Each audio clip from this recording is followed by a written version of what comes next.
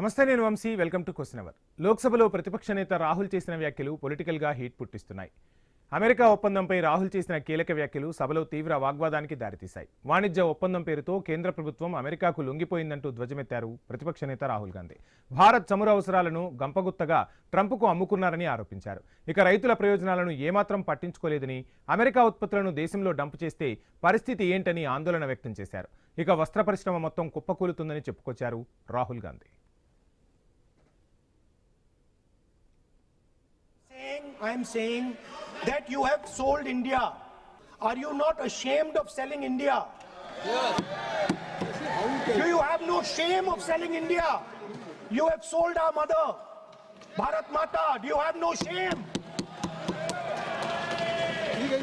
But sir, the interesting thing is, the interesting thing is that I know that the Prime Minister would not sell India under normal circumstances. He will not do it. You know why he sold India? Because they are choking him. Mr. Rahul, address to the chair, please. He has sold India because they are choking him. They've got a grip on his neck. Speaker sir, मैंने बोला जब चोक लगाते हैं दूसरे व्यक्ति की आंख में देखते हो तो डर दिखता है सर, पीएम की आंख में डर दिखता है. Speaker sir, I am saying that you have sold India. ఇలా పలు అంశాలపైన కూడా కేంద్రాన్ని ఎండగట్టే ప్రయత్నం చేశారు రాహుల్. అమెరికా సుంకాల విషయాన్ని కూడా ప్రస్తావించారు. అమెరికా ఆధిపత్యాన్ని, డాలర్ పెత్తనాన్ని గుర్తు చేసిన రాహుల్ అమెరికా సూపర్ పవర్గా ఉండాలనే దానికి అంగీకరించకూడదన్నారు. రాహుల్ కమెంట్స్పై ఆర్థిక శాఖ మంత్రి నిర్మలా సీతారామన్ ఘాటుగానే స్పందించారు. దేశాన్ని అమ్మింది కాంగ్రెస్ ఆధ్వర్యంలోని యూపీఏ ప్రభుత్వమని ధ్వజమెత్తారు. మోదీ ప్రభుత్వం దేశ ప్రజల గురించి ఆలోచిస్తుందని చెప్పుకొచ్చారు నిర్మల. కాంగ్రెస్కు ఎలాంటి ఆధారాలు లేకుండా ఆరోపణలు చేయడం అలవాటైపోయిందన్నారు. ఇక రెండు పక్షాల ఆరోపణలతో లోక్సభ అట్టుడికింది. సభలో రాహుల్కు అంతలా కోపం ఎందుకొచ్చింది? అమెరికాతో డీల్ కుదుర్చుకోవడం ఇష్టం లేదా? డీల్ విషయంలో ఎలాంటి షరతులున్నాయి? వస్త్ర రంగానికి ఎలాంటి నష్టం జరగబోతోంది? అమెరికాతో ఒప్పందం రైతులకు మేలు జరగదా? ఆక్వా రంగానికి మేలు జరగదా? వెనుజులా చమురు ధరలు ఎక్కువగా ఉంటాయా? రష్యా నుంచి చమురు కొనుగోలు ఉండదా? మనం ఎక్కడ ఇంధనం కొనాలనేది మరో దేశం నిర్ణయించాలా? అమెరికాతో మోదీ సర్కార్ ఏం ఒప్పందం చేసుకుంది? వాణిజ్యం పెంచుతామని ఎందుకు హామీ ఇచ్చింది అనేదే ఇప్పుడు చర్చ. ఇదే అంశానికి సంబంధించి ఫుల్ డీటెయిల్స్ అందించేందుకు మా కొలీగ్ హిమబిందు న్యూస్ రూమ్ నుంచి సిద్ధంగా ఉన్నారు. బిందు, చూస్తున్నాం మొత్తంగా అమెరికాతో డీల్ కుదిరింది అనుకుంటే అధికార పక్షానికి ప్రతిపక్షానికి మధ్య డి అంటే డి అన్నట్టుగా విమర్శలు ప్రతివిమర్శలు వినిపిస్తున్న పరిస్థితి. అసలు రాహుల్ ఎందుకు ఈ వ్యాఖ్యలు చేస్తున్నారు అనే అంశంపై పెద్ద ఎత్తున చర్చ కూడా సాగుతోంది. మరోవైపు వ్యవసాయ ఉత్పత్తులకు సంబంధించి ఎట్టి పరిస్థితుల్లోనూ అనుమతించం, దేశంలో ఉన్న రైతన్నల ప్రయోజనాలే మాకు ముఖ్యమంటూ భారతీయ జనతా పార్టీ చెప్తున్న పరిస్థితి. సో ఏంటి అసలు ఈ డీల్ గురించి, అధికార ప్రతిపక్షాల మధ్య మాటల యుద్ధానికి సంబంధించి? Right, thank you Vamshi. ముఖ్యంగా కూడా ఇక్కడ చూసుకుంటే ప్రతిపక్ష నేత రాహుల్ గాంధీ చేసిన వ్యాఖ్యలు చాలా వరకు కూడా పొలిటికల్ హీట్ అయితే పెంచాయి. చాలా వరకు అంటే నిన్న ఇండియా యుఎస్ ఇంటరీమ్ దీంతో ట్రేడ్ డీల్లో భాగంగా కూడా అంటే భారత్ డేటాను అమెరికాకు అమ్మేస్తున్నారు అంటూ కూడా చాలా తీవ్రమైన వ్యాఖ్యలు చేశారు ప్రతిపక్ష నేత రాహుల్ గాంధీ. సో అయితే డిజిటల్ సావరిటీని అంటే దేశ సార్వభౌమత్వం, డేటా సార్వభౌమత్వాన్ని అమెరికాకు అప్పగిస్తున్నారు. దీనివల్ల కూడా దేశ ప్రయోజనాలు, రైతులకు చాలా వరకు కూడా నష్టం కలుగుతోంది, డేటా అంతా కూడా వాళ్ళకి వెళ్ళిపోతుంది అంటూ కూడా ఆయన ఆరోపణలు చేశారు. మోదీ ప్రభుత్వం అంటే యుఎస్కి ఒత్తిడికి తలొగ్గింది. భారత్ టారిఫ్లు 3% నుంచి అంటే 8%కి తగ్గాయి. అదేవిధంగా అమెరికా టారిఫ్లు అబ్జర్వ్ చేస్తే మనం అంటే 16% నుంచి కూడా 0కు పడిపోయి ప్రధానంగా కూడా ప్రతిపక్ష నేత రాహుల్ గాంధీ ఆరోపణలు చేశారు. యువత ఉద్యోగాలు, రైతుల పంటలు, ఎనర్జీ సెక్యూరిటీకి సంబంధించి చాలా వరకు కూడా రాజీ అయ్యాయంటూ కూడా ఆయన ఆరోపణలు చేయడం జరిగింది.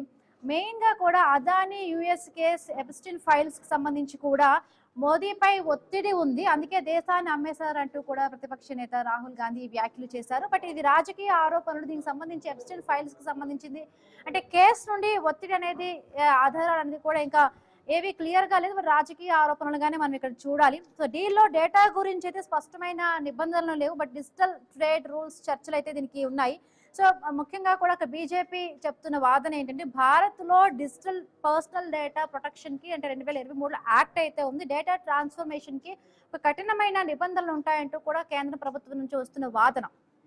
అలాగే డీల్లో డేటా షేరింగ్కి సంబంధించి కూడా స్పష్టమైన ప్రస్తావన ఎక్కడా లేదు. అంటే digital trade rules, data flows ని ప్రోత్సహిస్తాయి. మేబీ దీనికి కూడా అంటే ఇండియాలో చూసుకుంటే డేటా లోకలైజేషన్ పాలసీకి వ్యతిరేకంగా ఉండొచ్చు. బట్ దీన్నే ముఖ్యంగా కూడా రాహుల్ డేటా ఇచ్చేస్తామని అనుకుంటున్నారేమో, మొత్తంకి తెలీదు. సో మనకి గెస్ట్లు కూడా జాయిన్ అయ్యారు, మాట్లాడతాము. సో ఈ ఆరోపణలు అయితే మాత్రం బేస్లెస్, మీనింగ్లెస్ గా కూడా అటు బీజేపీ పార్టీ ఖండిస్తున్న పరిస్థితి. ఫినాన్స్ మినిస్టర్ సీతారామన్ నిన్ను కూడా మాట్లాడే, దేశాన్ని ఎవరు అమ్మలేరు, దేశాన్ని ఎవరు కొనలేరు అంటూ కూడా ఆవిడ కూడా వ్యాఖ్యానించారు. బట్ నిన్న కామర్స్ మినిస్టర్ పీయూష్ గోయల్ కూడా చెప్పారు, సెన్సిటివ్ సెక్టర్స్ ని చాలా వరకు కూడా ప్రొటెక్ట్ చేస్తాము, లైక్ ఎంఎస్ఎంఈ కానీ రైతులకు సంబంధించి కానీ చాలా వరకు కూడా ఇవన్నీ ప్రొటెక్ట్ చేస్తాము ఈ ట్రేడ్ డీల్ లో భాగంగా అంటూ కూడా పీయూష్ గోయల్ చెప్పిన పరిస్థితి. కామర్స్ సెక్రటరీ అంటే అన్ని key sensitive sectors safeguard చేశామని, ఎక్స్పోర్టర్స్ చాలా సంతోషంగా ఉన్నారంటూ కూడా ఒక కామర్స్ సెక్రటరీ చెప్పుకొస్తున్నమాట. సో ఏది ఏమైనా కూడా ట్రేడ్ డీల్ లో భాగంగా భారత్ డేటాను అమెరికాకి ఇస్తోందా, లేకపోతే కేవలం ఒక రాజకీయ ఆరోపణలుగానే చూడాలా? సో మాట్లాడదాము. మనతో పాటు జాయిన్ అయ్యారు డ్రైవ్ లో అన్నం రామరెడ్డి గారు, బీజేపీ అధికార ప్రతినిధి. నమస్తే అండి రామరెడ్డి గారు. రైట్, డేటాని ఇచ్చేసాం అంటున్నారు. ట్రేడ్ డీల్ లో భాగంగా కూడా భారతీయుల డేటాను ఇచ్చేసారు, యాక్సెస్ చేయడానికి వాళ్ళకి ఇచ్చేసినట్టుగా కూడా లోక్సభలో ప్రతిపక్ష నేత రాహుల్ గాంధీ ఆరోపిస్తున్నారు. రాహుల్ గాంధీ ఇప్పుడు ఏంటంటే నిండా మునిగినోడికి సలే ఉంది అన్న పరిస్థితిలో ఉన్నాడు. కాంగ్రెస్ పార్టీ రోజు రోజుకు పాతాళానికి వెళ్ళిపోతుంది, భవిష్యత్తు లేదు. ఏదో కాంట్రవర్సీ క్రియేట్ చేసి ఏమన్నా చేస్తే, ఏమన్నా ఏ 100 రాళ్ళు కొడితే ఏ రాయన్న తగలదాని దృష్టిలో అడ్డగోలుగా మాట్లాడుతుంది తప్ప ఏ లాజిక్ లేదు, ఏ బ్యాలెన్స్ లేదు, అసలు మేనర్స్ లేదు. దేశాన్ని నమ్మేయడం ఇంత వరస్ట్గా ఏ ప్రపంచంలో ఏ దేశ లీడరు ఇంత వరస్ట్గా ప్రతిపక్ష నాయకుడు కానీ ఇవన్నీ మాట్లాడరు. అంత ఘోరంగా మాట్లాడుతుండు. ఎందుకంటే మనిషికి నాలెడ్జ్ లేదు, మోరల్స్ లేవు, పరిస్థితి అధ్వానం ఉంది. ఇక అదే తెగిద్దాం ఏమన్నా కానీ అనే దుర్మార్గ ఆలోచనలతోటి, ఎందుకంటే సొంత నాలెడ్జ్ ఉన్న వ్యక్తి కాదు, ఎవడో చెప్తే, ఎవడో స్క్రిప్ట్ ఇస్తే ఆ స్క్రిప్ట్ ను ఎన్నోసార్లు దాన్ని రిహార్సల్ చేసుకొని చదివే వ్యక్తి అయినా బుర్రున్న వ్యక్తి కాదు. ఆయన పప్పు అంటారు, ఆయన తెలుసు అందరికీ. అదే కాకుండా దేశం బయటికి పోతే కూడా దేశం మీద భయంకర విష ప్రచారం, దేశం ఆర్థిక పరిస్థితి డేటాని అన్నాడు. ప్రపంచంలో ఫాస్టెస్ట్ గ్రోయింగ్ ఎకానమీ 4th ప్లేస్కి వచ్చింది అద్భుతంగా. వాళ్ళ పాలనలో 6వ స్థానం నుంచి 10వ స్థానం పడిపోయింది, మనం 10వ స్థానం నుంచి 4వ స్థానానికి వచ్చిన మోడీ పాలనలో. అయితే అటువంటి ఏంటంటే ఓర్వలేక, భరించలేక ఎంత నీచంగా మాట్లాడుతుండ్రు రాహుల్ గాంధీ. అది దేశాన్ని అమ్మేసినని, ప్రధాని భయపడుతుందని, ఏందది ఎంత వరస్ట్గా మాట్లాడుతున్నంటే దాన్ని అసలు అనుమతిస్తే అది తప్పే, అనుమతించకపోతే బదనాము. ఎందుకంటే తెగిడ్చి మాట్లాడుతుండ్రు. పార్లమెంటరీ సాంప్రదాయాలను పూర్తిగా వదిలేసి మాట్లాడుతుండ్రు. వాళ్ళు చేసిన కుట్ర కూడా మహిళా ఎంపీలతోటి మోడీ గారిని చుట్టుముట్టి ఏదో కొత్త రక్కస్ క్రియేట్ చేసి మోడీ గారి మీద నీచమైన ఆరోపణలు చేసి దేశం పేరు, దేశ పార్లమెంట్ పేరు ప్రపంచంలో పూర్తిగా దిగజాలనే కుట్ర కూడా చేసాడు. దాన్ని స్పీకర్ ఓం బిర్లా గారు దాన్ని అవాయిడ్ చేశారు తెలివిగా. అది భరించలేక స్పీకర్ మీద కూడా తమ కుట్రను ఆపేశాడు, బ్రేక్ చేశాడని స్పీకర్ మీద అవిశ్వాస తీర్మానాన్ని కూడా దిగజారాడు. ఇటువంటి ఇంతకుముందు వాజ్పేయి గారు చెప్పారు స్పష్టంగా, ఏంటంటే కాంగ్రెస్ పార్టీ అధికారంలో ఉన్నదానికన్నా ప్రతిపక్షంలో ఉన్నప్పుడు అత్యంత ప్రమాదకరంగా ప్రవర్తిస్తుంది. అధికారాన్ని కోల్పోవడాన్ని అస్సలు సహించదు. వేరే పార్టీ ప్రభుత్వాన్ని మంచిగా నడపడం, డెవలప్మెంట్, వెల్ఫేర్ చేయడం భరించలేదు అని వాజ్పేయి గారు 30 ఏళ్ల కింద 1996లో ఆ విశ్వాస తీర్మానంలో చెప్పారు. కాంగ్రెస్ పార్టీ అంత విధంగా ప్రవర్తిస్తుంది. అదే కళ్ళగట్టినట్టు ఇప్పుడు రాహుల్ గాంధీ చూపిస్తుండు. ఆయన ఒకతను కాంగ్రెస్ నుంచి వచ్చి youth Congress all India president ఉండే, ఆయన బీజేపీలో చేయాలంటే ఆయన పోతుంటే ఆయన రెచ్చగొట్టి చీటింగ్ ఫ్రెండ్ ఏదంటే నువ్వు దేశద్రోహి అన్నాడు ఆయన డైరెక్ట్ గా రాహుల్ గాంధీని. నువ్వు దేశద్రోహి అని చెప్పి అల్లో ఇవ్వమంటే ఇయ్యలే. సో అటువంటి క్యారెక్టర్ రాహుల్ గాంధీ. కాబట్టి ఇటువంటి మనిషితోని ఏంటంటే దానికి ఆయన మీద ఇప్పుడు తీర్మానం కూడా వస్తుంది సభ. సో ఆ తీర్మానం వచ్చినాక దాని విషయాలు మాట్లాడదాం, రాకముందే కానీ. కాబట్టి చాలా దుర్మార్గానికి ఒడిగడుతుండు, కట్టడి చేయాలి. లేకుంటే ఏంటంటే కాంట్రవర్సీ అయిపోతుంది.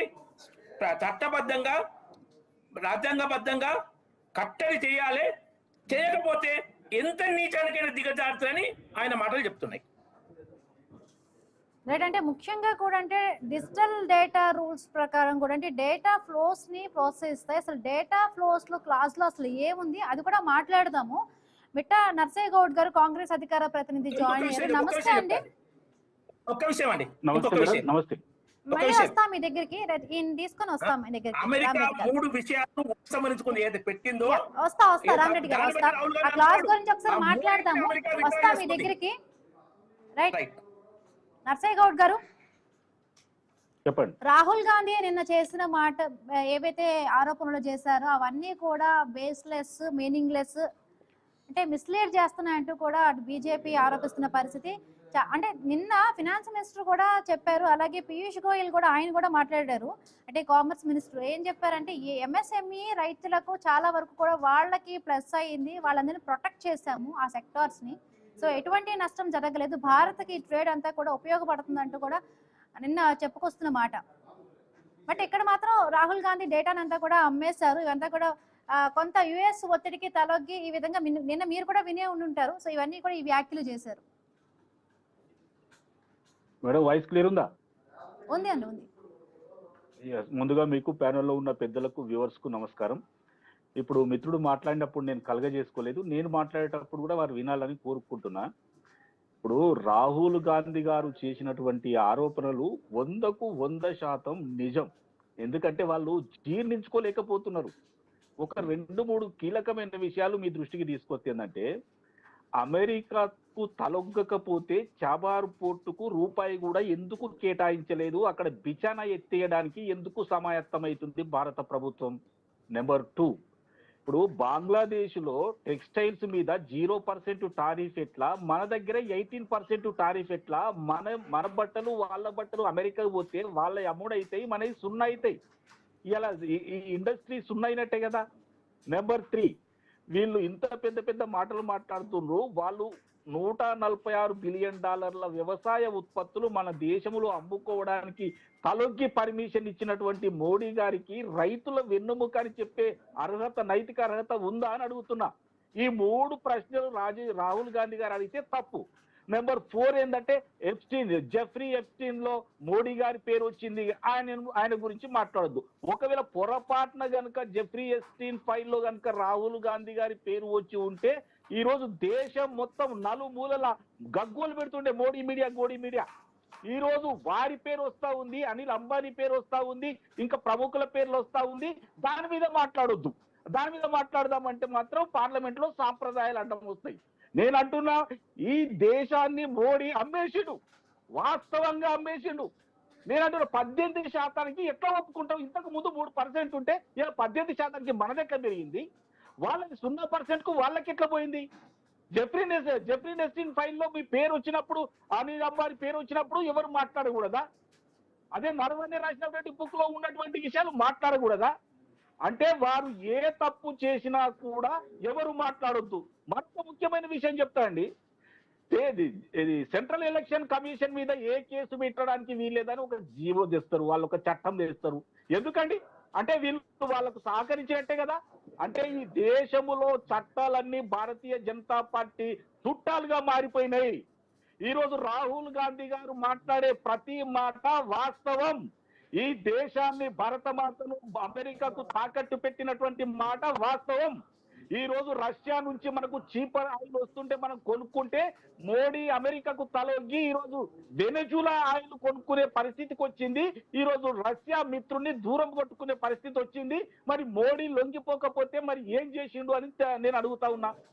ఈ అన్నిటికీ సమాధానం చెప్పమంటే వాళ్ళు గగ్గోలు పెడతారు, తలా ఒదికు పడతారు. ఇవాళ జయశంకర్ గారు కానీ లేకపోతే పీయూష్ గోయల్ గారు కానీ వీటి మీద మాట్లాడమంటే ఆయన అడిగితే ఈయన పేరు చెప్తారు, ఈయన అడిగితే ఆయన పేరు చెప్తారు. అంటే ఇద్దరు దొంగటే భుజాలు రాసుకున్నట్టు. ఈ విషయాల మీద స్పష్టంగా ఎవరు కూడా ఎందుకు మాట్లాడతలేరు? ఈ రోజు రష్యా నుంచి ఆయిల్ బంద్ చేయడం ఎందుకు? వెనిజులా మీద ఎక్కువ తెచ్చుకోవడం ఎందుకు? అంటే రష్యా ఏమో మనకు $2 వస్తే ఖర్చు అయితే అక్కడ $4.5 ఖర్చు అవుతుంది షిప్పింగ్ కు. మరి $2 ఎందుకు వదిలిపెట్టాలి? $4.5 మీద వెనిజులా నుండి ఎందుకు కొనుక్కోవాలి? అంటే లొంగిపోయినట్టు కాదా? తాకట్టు పెట్టినట్టు కాదా? ఇలా $146 బిలియన్ వ్యవసాయ ఉత్పత్తులు మన దేశంలోకి వస్తే సోయాబీన్ చేసే కానీ, జొన్నలు చేసే కానీ, గోధుమలు వీళ్ళందరూ ఎక్కడ అమ్ముకోవాలి? టెక్స్టైల్ ఇండస్ట్రీ ఎక్కడ పోవాలి? ఇవన్నీ వాస్తవాలు మాట్లాడితే రాహుల్ గాంధీ గారు దేశద్రోహి అవుతాడు. రాహుల్ గాంధీ గారికి ఏమి తెలియదు. రాహుల్ గాంధీ గారు అట్లా ఇట్లా చేసే దేశద్రోహంతో మీరు చేస్తా ఉన్నారు. మీరు ఈ రోజు లొంగిపోయి ట్రేడ్ డీల్ చేసిరు. ఈ ట్రేడ్ డీల్ వల్ల ఎవరికి లాభం అని నేను అడుగుతున్నా. ట్రేడ్ డీల్ వల్ల మీకు ఏమైనా లాభం ఉందేమో, మీ అనుయాయులకు లాభం ఉందేమో, దేశానికి ఏం లాభం అని అడుగుతున్నా. టారిఫ్స్ పెంచితే ఎందుకు ఒప్పుకున్నారని అడుగుతున్నా. అవన్నీ పక్కన పెట్టేసి రాహుల్ గాంధీ గారు మంచోడు కాదు, రాహుల్ గాంధీ గారు అట్లా, రాహుల్ గాంధీ గారు ఇట్లా అసలు మాట్లాడే అవకాశం ఇస్తలేరు పార్లమెంట్ లో. అరే ప్రతిపక్ష నాయకుడిని గౌరవించే సాంప్రదాయాన్ని మర్చిపోయాడు. నేను ఒక్కటే అడుగుతున్నా, అదే జెఫ్రీ ఎప్స్టీన్ ఫైల్ లో కనుక మరి రాహుల్ గాంధీ గారి పేరు వస్తే దేశం మొత్తం గంగోలు పెడుతుండే. ఈ రోజు మోడీ పేరు వస్తే ఎవరు కూడా మాట్లాడతలేరు. దేశాన్ని అమ్ముకున్నారు, తాకట్టు పెట్టిరు అమెరికాకు. అమెరికా డాన్స్ ఇది మ్యూజిక్ ఇస్తే డాన్స్ చేస్తుడు మోడీ గారు. దేని మీద మాట్లాడరు. కాబట్టి నేను ఒకటే అడుగుతున్నా, రైతులను ముంచిరు, టెక్స్టైల్ ఇండస్ట్రీని ముంచిరు, ఆయిల్ ఇండస్ట్రీని ముంచిరు, సర్వం ముంచి వీళ్ళు లేకో నారాయణ లెక్క కూర్చొని ఏమన్నా అంటే రాహుల్ గాంధీ గారు తప్ప అంటారు. రాహుల్ గాంధీ గారి నోటి నుంచి వచ్చిన ప్రతి మాట 100కు 100 సత్యం. ఈ రోజు కాకపోతే రేపైనా ప్రజలు తెలుసుకుంటారు. ఇలా మీడియాను మొత్తం గుప్పిట్లో పెట్టుకొని ఈ మాటలు మాట్లాడుతారు. కానీ అదే మీడియా ఏదో ఓ రోజు నోరు విప్పితే మోడీ పోయి ఎక్కడ కూర్చుంటాడో తెలుస్తుంది. వాటి దేశానికే మంచి చేయండి మీరు, దేశానికి మంచి రైతులకు మంచి చేయమంటే వాళ్ళని ముంచడానికి మీరు ప్రయత్నం చేస్తూ ఉన్నారు. ఇలా అమెరికాతో నేనేదో చేస్తున్నా, యుద్ధం చేస్తున్నా, అది చేస్తున్నా, ఇది చేస్తున్నా అని చెప్పేసి వాళ్ళకే లొంగిపోయారు మీరు. ఇట్లాంటి పనులు మీరు చేసుకుంటా మమ్మల్ని అంటే ఏం లాభం అండి? రాహుల్ గాంధీ గారు అంటే రాహుల్ గాంధీ గారు ఈ రోజు కాకపోతే రేపైనా ప్రధానమంత్రి అవుతారు. ఇవన్నిటి మీద కూడా ఎంక్వైరీ చేస్తారు. ఈ రోజు సెంట్రల్ ఎలక్షన్ కమిషన్ ఏదైతే తప్పులు చేస్తారో దాని మీద కూడా ఎంక్వైరీ ఖచ్చితంగా చేస్తారని హెచ్చరిస్తా ఉన్నా. రైట్. మోదీ ప్రభుత్వం యుఎస్ ఒత్తిడికి తలొగ్గింది. ఏదైతే భారత టారిఫ్లు 3% నుంచి 18%కి పెరిగాయి. అలా యుఎస్ టారిఫ్లు చూసుకుంటే 16% నుంచి 0 వరకు కూడా తగ్గాయి. సో ఎవరికి లాభం చేకూర్చినట్టు, ఎవరికైతే అంటే ఈ గవర్నమెంట్ ఇప్పటికి ఎప్స్టీన్ ఫైల్స్ కి భయపడిపోయి కూడా ఈ విధమైన యుఎస్ ఒత్తిడికి తలొగ్గింది. సో వాళ్ళ అనునయులందరికీ కూడా మంచి చేకూర్చడానికి దీనివల్ల భారత్కి వచ్చేసే ఏ విధమైన మేలు లేదు, చాలా వరకు నష్టమే అంటూ కూడా చెప్తున్న మాట. అక్కడ ఎస్టీన్ ఫైల్స్ గురించి మాట్లాడితే ఫస్ట్ మాట్లాడదాం. ఆ విషయం రాహుల్ గాంధీ మాట్లాడితే ప్రొఫెసర్ నాగేశ్వర్ చివాట్లు పెట్టిండు. వాడు పెట్టిన దాంట్లో ఇక్కడ ఏది ఇజ్రాయెల్లో డాన్స్ చేసిన పెట్టింది తప్ప ఆ డాన్స్ కు డాన్స్ కాదు. జనగణమన పాడేటప్పుడు నిలబడ్డారు ఇజ్రాయెల్లో. యుఎస్ కు డాన్స్ అంటే మనం భారతీయ జాతీయ గీతం పాడుతుంటే ఇజ్రాయెల్లో ఆ ప్రధానమంత్రి నిలబడ్డారు. దాన్ని ఏమిటంటే డాన్స్ చేసిందని చెప్తే ఒక ఆమె మన శబ్నం అని బాంబే ఆమె వీడియో కూడా పెట్టింది. డాన్స్ చేసిన ఇదే డాన్సా? మన జాతీయ గీతం పాడుతుంటే లేచి నిలబడడం డాన్సా అని శబ్నం అని బాంబే ఆమె వీడియో పెట్టింది. తర్వాత మనకి ఇప్పుడు ఒప్పందం యుఎస్ 50 నుంచి 18% తగ్గించుడు. మనకు ఇన్ ప్రిన్సిపల్ అగ్రిమెంట్ అయినప్పుడు చైనాకు 30%, బంగ్లాదేశ్ 20%, వియత్నాంకి 20%, మనకు 18%.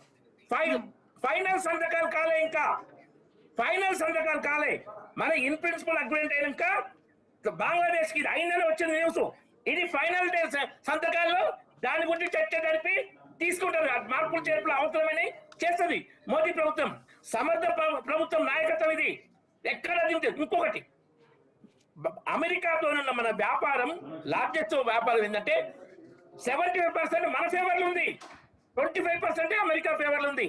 మన ఎక్స్పోర్ట్స్ ఎక్కువ వ్యాపారం అమెరికాతోటి. దాన్ని వాళ్ళు పెంచి మనం వ్యాపారాన్ని నష్టపరచుకోకూడదు.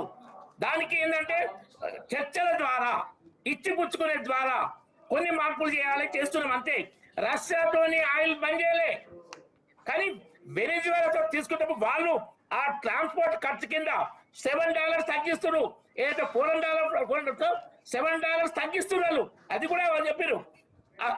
ఎందుకంటే ఒక దేశంతో ట్రేడ్ మనకు బాగా ఉంది, లాభం ఉంది అన్నప్పుడు దాని కాంపెన్సేషన్ గా ఇంకో అగ్రిమెంట్ లో కొంత మార్పు చేయాలి. రష్యా నుంచి బంద్ చేయలేదు, అరబ్ కంట్రీస్ నుంచి మనం ఆయిల్ తీసుకుంటాం కొంత, రష్యా నుంచి కాకుండా. అలాంటి దేశాల నుంచి తగ్గించి అమెరికా పెత్తనం ఉన్న వెనిజువేలా నుంచి తీసుకుంటారు. ఎంత ఏది పూర్తిగా డీటెయిల్స్ ఇంకా ఫైనల్ కాలేదు. అమెరికా ఏంటంటే ప్రపంచ నెంబర్ 1 దేశం. మన దేశానికి ఆర్థికంగా ఎన్నో విధాల రిలేషన్ ఉన్న దేశం. ఆ రిలేషన్ స్పాయిల్ చేసుకోకూడదు. ఇంకొకటి, పాకిస్తాన్ ప్రైమ్ మినిస్టర్ ఏమన్నాడంటే, ఎంత ఘోరంగా మాట్లాడంటే, అమెరికా మమ్మల్ని టాయిలెట్ పేపర్ లాగా వాడుకుంది. పాకిస్తాన్ ఫారెన్ మినిస్టర్ అన్నాడు టాయిలెట్ అంత. ఎందుకంటే మనకు సపోర్ట్ చేసి మనకు టేల్ డీల్ చేసే పాకిస్తాన్కి ఎక్కువ ఛార్జ్ మనకన్నా. దాంతో ఇంత మనం అమెరికాకు ఊడిగం చేసినా కానీ వాళ్ళు భారత్ ఫేవర్ లో ఉందని పాకిస్తాన్ ఫారెన్ మినిస్టర్ మాట్లాడిండ్రు. తర్వాత అమెరికా కూడా ఏవైతే 3 తప్పుడు విషయాలు పెట్టిందో 3 మార్చేసింది. పేపర్ చూడండి, ఏంటంటే పప్పులో కాలేసిన అమెరికా మన విషయంలో 3 ఏమేమంటే 0% ట్యాక్స్ అని చెప్పిన అబద్ధం, అతిశేషులు మొదలుపెట్టి 0% ట్యాక్స్ అని. అంటే రామరెడ్డి గారు, అంటే ప్రధానంగా ఇక్కడ ఆక్వా రైతులకి, వస్త్ర రంగానికి సంబంధించి కూడా చాలా వరకు నష్టం చేకూరుతుంది. టెక్స్టైల్స్ రంగానికి సంబంధించి అటు బంగ్లాదేశ్ నుంచి కొనుగోలు చేస్తుంది, మన భారతదేశం నుంచి కొనుగోలు చేస్తుంది. బట్ వాళ్ళకి ఎక్కువగా డిస్కౌంట్స్ అని ప్రైజెస్ పరంగా చూసుకుంటే మనకి ఎక్కువగా నష్టపోతున్నాం అంటున్నారు. మనతోని ఇన్ ప్రిన్సిపల్ అగ్రిమెంట్ అయినప్పుడు ఇంకా ఫైనల్ సంతకాలు కాదు, మార్చిలో ఉన్నాయి. మళ్ళీ చెప్తున్నాను, అయినప్పుడు బంగ్లాదేశ్ తో 20 ఉంది, మనకు 18 చేసారు. అది ఫైనల్ సంతకం అయిపోయి వాళ్ళది 20 నిజంగానే మారితే మా పక్క దేశంతో ఇదేంది మా పరిస్థితి చర్చలు చెప్పి దానికి తగ్గట్టు సవరణలు జరుగుతాయి. మన రైతులకు ఎలాంటి నష్టం రానియదు మోడీ ప్రభుత్వం. మనం మొత్తం ఆక్వా కానీ ఏ రంగం కానీ ఏంటంటే ఇప్పుడు ఆ కండిషన్స్ ఆంక్షలతోటి మనకు కొద్దిగా ఎఫెక్ట్ అవుతుందని చర్చల ద్వారా చేస్తున్నాం. ఇంకోటి, ఆగమేఘాల మీద అంటే ప్రొఫెసర్ నాగేశ్వర్ అన్నారు, ఇది ఆగం లేదు మేఘం లేదు. 2025 ఫిబ్రవరి స్టార్ట్ అయ్యి ఈ ఫిబ్రవరిలో 12 నెలలు అయింది. ఆగం ఎక్కడిది మేఘం ఎక్కడిది? ప్రతిపక్ష నాయకుడు ఇట్లా నోటికి వచ్చేట్టు అడ్డగోలుగా మాట్లాడొచ్చా అని ఒక కమ్యూనిస్ట్ ప్రొఫెసర్ నాగేశ్వర్ దుమ్మెత్తిపోయాడు. మన ప్రధానమంత్రి నేను ఎన్నో విధాల సిద్ధాంతపరంగా విధానం చేసి వ్యతిరేకిస్తా, కానీ ఆయన క్యారెక్టర్ అంటే నేను గర్వపడుతున్నా. నా దేశానికి మోడీ లాంటి ప్రధాని ఉంటే నేను గర్వపడుతున్నా అని ప్రొఫెసర్ నాగేశ్వరుడు. ఈ కాంగ్రెస్ వాళ్ళకు బగ్గుమంటది మోడీ గారి అభిమానం దేశవ్యాప్తంగా. ఎందుకంటే బీహార్ స్వీప్ చేసినాం, మహారాష్ట్ర లోకల్ పార్టీ కానీ 40 ఏళ్ల తర్వాత ముంబై కార్పొరేషన్ చేజిక్కించుకున్నాం. కాంగ్రెస్ అంతటా ఓడిపోతుంది. గత 12 ఏళ్లలో ఏ ఒక్క రాష్ట్రంలో 28 రాష్ట్రాలు మరి 28 అంటే 2 సార్లు లెక్క పెట్టుకున్నా 50-60 ఎలక్షన్స్ 60 పైగా ఏ ఒక్క రాష్ట్రంలో రెండోసారి కాంగ్రెస్ గెలవలే. బీజేపీ రెండోసారి, మూడోసారి, 8వసారి గుజరాత్ 8సారి గెలిచింది. మర్చిపోయి. కాబట్టి వాళ్ళకు ఆ పరిస్థితిని గురించి మోడీ గారిని ఇప్పుడు దేశాన్ని అమ్ముతాడు, భారత్ మాత నమ్మేసినట్టాడు. ఎంత నీచుడైతే భారత్ మాత నమ్మేసినట్టాడు అనొచ్చా? అట్లా సంస్కారం ఉందా? మనిషేనా అట్లా మాట్లాడొచ్చా? నీకు రాజకీయం ఏమైనా మాట్లాడు, కానీ దేశాన్ని అవమానపరిచే విధంగా మహిళలను తీసుకుపోయి ప్రధానమంత్రి మీద బుద్ధ చల్లుతామని ఇట్లా చేయడం తప్పు. ఆ పార్లమెంట్ లో స్పీకర్ గారు అందుకే ప్రధాని రావడం ఫస్ట్ టైం ఏది మన రాష్ట్రపతి ప్రసంగాన్ని ధన్యవాదాలు. సో ఆ విధంగా అలాంటి కుట్రలు చేస్తున్నారు, దిగజారు. అది తప్పు చెప్తున్నాం. ఎక్కడ నష్టం జరగదు, అయినా సంతకాలు కాలేదు. అమెరికా ఇచ్చిన ప్రకటన సవరించుకుంది. మేడం, వీళ్ళు ఎంతసేపు ఎమోషనల్ మాటలు తప్ప, అంటే ఎవరో భారత మాతను తాకట్టు పెట్టిరని, ఆ పాకిస్తాన్ అని ఈ మాటలు తప్పితే వీళ్ళకు భారతదేశం మీద ప్రేమనే లేదు. నేను ఒక్కటే అంటున్నాండి, చైనా 57% రష్యన్ ఆయిల్ కొంటే దాని మీద టారిఫ్స్ లేవు. మనం 47% కొంటే మన మీద టారిఫ్స్ ఉన్నాయి. వాళ్ళని ఎందుకు బెదిరించలేకపోయిండు? మనల్ని ఎందుకు బెదిరించిండు? మనం లొంగిపోయి ఇలా వెనుజులకు పోవాల్సిన అవసరం ఏముందండి? ఇరాన్ ఉంది, ఇరాన్ లో మనకు ₹2 షిప్పింగ్, అక్కడి నుంచి ఎక్కిస్తే ₹2. మరి దాన్ని బంద్ చేసి ఈయన చెప్పిన దగ్గర ఎందుకు కొట్టరండి? దేశం మనది, సార్వభౌమాధికారం మనది, మన ప్రధానమంత్రి, మన దేశము. ఎవడో చెప్తే మనం ఎందుకు కొనాలంటారు? నేను అమెరికా వాడు చెప్పిన దగ్గర మనం ఎందుకు కొనాలి? వెనుజులాను ఆక్రమించుకున్నాడు, ఆయన చెప్పిన రేట్ ప్రకారం మనం కొనాలి. వెనుజులాకు మనకు చాలా దూరం ఉంది, రష్యా కంటే దూరం ఉంది. రష్యాకు $2.5 షిప్మెంట్ ఉంటే ఇరాన్ కు 2 ఉంటే అది 6-7 ఉంటది. అరే మనం ఎందుకు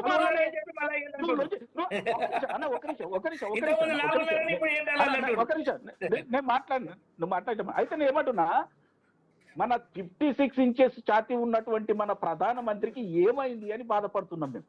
అరే మీరు ఎదుర్కోవాలి కదా. మీరు చైనాను ఆయనే ఏం చెయ్యలేక భారతదేశం మీద దబావు పెడితే 47% నుంచి వీరు చెప్తున్నటువంటి అదే నాగేశ్వరరావు పూర్తి లెక్కలు చెప్పిండు 25%కి వచ్చింది అని. ఆ మోడీ ఏం చెప్తాడు, మన దేశంలో తీసుకోవాల్సిన నిర్ణయాలని అక్కడ ట్రంప్ అనే ట్రూత్ సోషల్ లో పెడతాడు. నేనేమంటున్నానంటే మోడీ గారు తప్పు చేసిండ్రు. ఈ దేశానికి వెన్నుముకైనటువంటి రైతులను వీళ్ళను సాఫ్ చేయడానికి నిర్ణయించుకున్నట్టుగా మనకు అర్థమైతా ఉంది. Right right thank you so much అండి. సమయం తక్కువగా ఉంది అందిం రామరెడ్డి గారు. సో కన్క్లూడ్ చేయండి, అంటే ఒక్క సెకండ్ మాత్రమే ఇవ్వగలుగుతానేమో.